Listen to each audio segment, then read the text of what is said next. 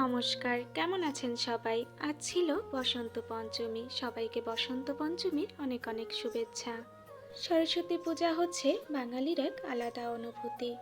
আজ পঞ্চমী সারাদিন ছিল, তাই সকাল সকাল স্নান করে এসে মন্দিরে চলে গেলাম পূজার গোছগাছ করার জন্য।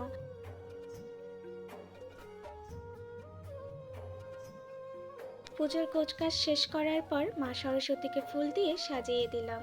ফুল দিয়ে সাজানোর পর মা সরস্বতীকে কেমন লাগছে অবশ্যই কমেন্ট করে জানিও। এরপর ঠাকুরমশাই এসে পুজোতে বসলো।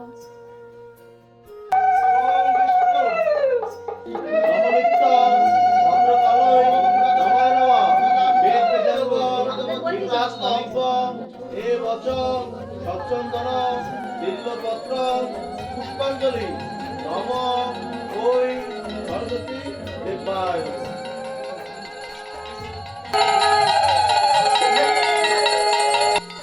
তারপর সবাই মিলে অঞ্জলি নিলাম এবং কলম উঠালাম। মাঘের শুক্লা পঞ্চমী এই তিথিটার জন্য একটা বছর অপেক্ষায় থাকি। খুব ভোরে ওঠে হলুদ দিয়ে স্নান করে মন্দিরে এসে সবাই মিলে অঞ্জলি নেওয়াটা খুব সুন্দর স্মৃতি হয়ে থাকবে। এরপর সবাই মিলে ঘুরতে বের হলাম। স্কুলে পুজো দেখার পর সবার সাথে কিছু ছবি তুলে এবং প্রসাদ নিয়ে কলেজে চলে গেলাম। কিন্তু দুঃখের বিষয় এই যে কলেজে দেরিতে যাওয়ার কারণে কোনো প্রসাদই পেলাম না। যাই হোক, আজকের দিনটি কিন্তু আমাদের খুব ভালো কেটেছে।